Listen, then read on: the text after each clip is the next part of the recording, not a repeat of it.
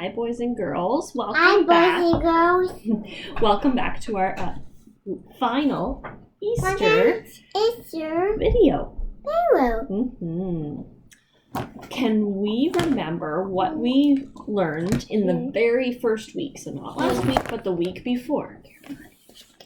So the week before. So the first egg we ever opened up, what was it? It was Purple. It was a palm branch. Black. A palm branch representing people preparing the way for Jesus as he entered the town. The second egg was coins. It had 3 coins in it, representing the 30 pieces of silver that Judas received when he betrayed Jesus. The third egg, which was from last week, had the purple cloth in it, representing royalty. The fourth egg, which was one we opened last week as well, had the crown of thorns, representing kings. And the last one we opened up last week, the fifth egg, had a cross in it, representing Jesus, who died on the cross for our sins. Yes, a purple one. So today, we have 2 eggs left. Coraline has her purple one, I have my green one, and then we have one more yellow one right here. So Coraline, can you open up your purple one? Let's see what's inside. Can you open it? Shake it up. What's inside? Can you open it? What's inside?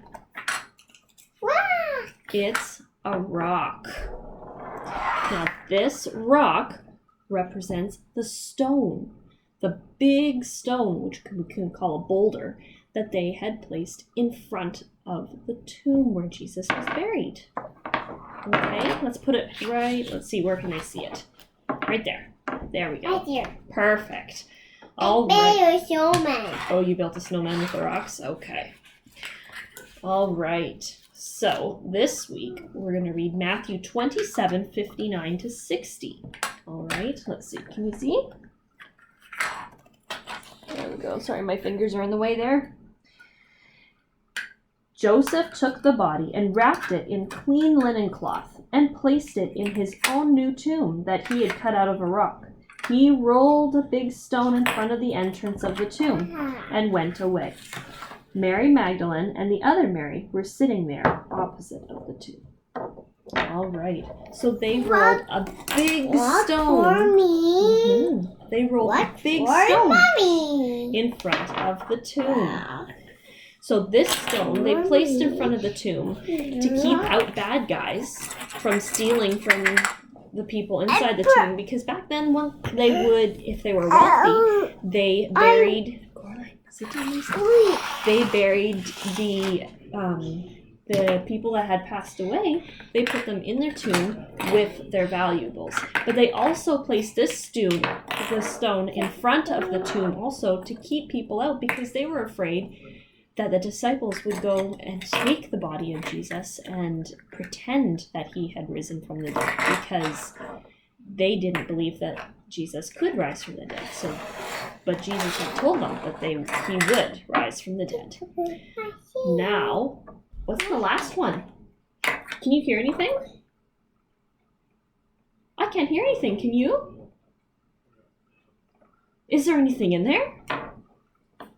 What do you think? What's inside? What's inside? What's inside? Can you tell them? What's in there? What's in there? There's nothing in there. It is empty. And do you know why the last one is empty? The last one is empty because Jesus wasn't there. He rose from the dead. The tomb was empty, just as he said he would. Ta-da! He rose from the dead on the 3rd day, just as he said he would. It's now gone. It was empty. All right. So for this, we're going to read Matthew 28, verse 5 to 6. These are not happy. It's Let's see. Can you see there? Make sure you guys can see. Matthew 28, verse 5 to 6. The angel said to the woman, "Do not be afraid, for I know that you are looking for Jesus, Oh no. who was crucified. He is not here. He is risen, just as he said. Come, see the place where he lay.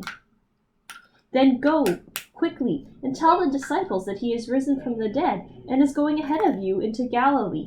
There you will see him. Now I have told you. It is sad. So he rose from the dead, just as he said he did. Ah.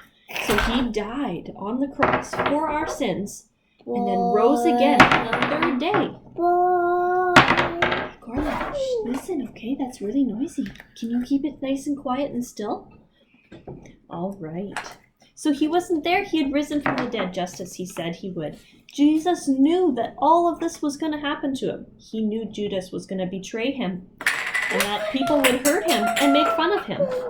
He knew that they would put nails in his hands and in his feet and hang him on the cross to die. Okay. Here, let's put this over here for now, okay? Can we put this over here? Let's put this over here. One more. Because we gotta be quiet so that the boys and girls can hear. All right. So they knew that they would hurt him and make fun of him.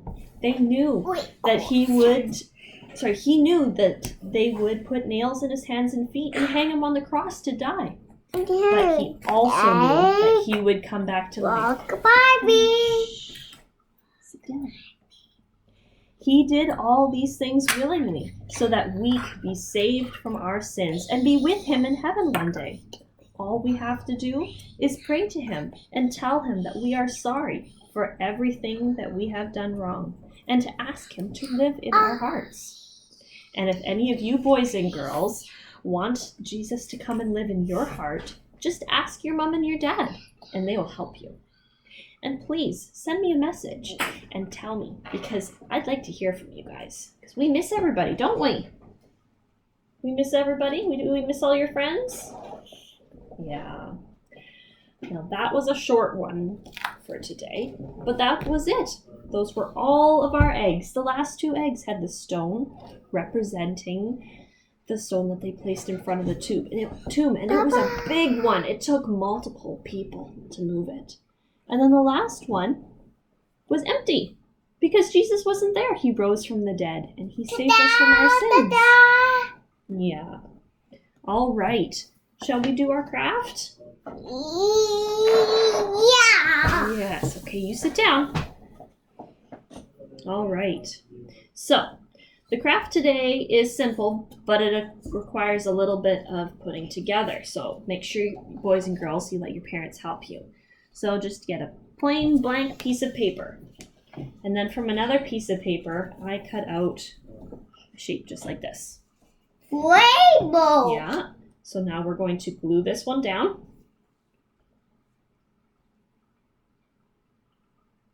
My glue does not like working. There we go. Okay. Coraline, can you glue that down, honey? Here, I'll turn it over and you put it down. There you go.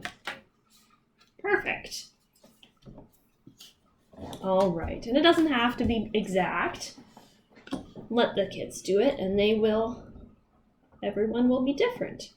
And then I cut out a small circle, which you will put right there. Perfect, good spot. But this is a little bit bigger circle. Make sure it's bigger than the black one.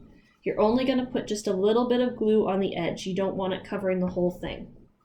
And then you're going to place that over the black circle. Okay, perfect. That way, it can slide open and closed. And then once it's all down, the boys and girls can color it. Let's see. Here we go. There's your crayons. Okay, I got crayons. Okay, so before you color it, honey, we're going to show them what it looks like. So it's going to look something like this. So there's your tomb, and there's the stone. And once it's dry, you can fold it better. But you can fold it so that it rolls away and shows there's nothing inside. It's empty.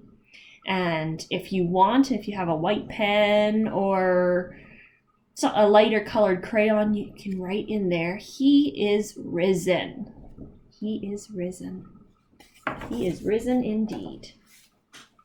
There we go. Hey, So you I'm can color. risen. Yeah. So you can now color that.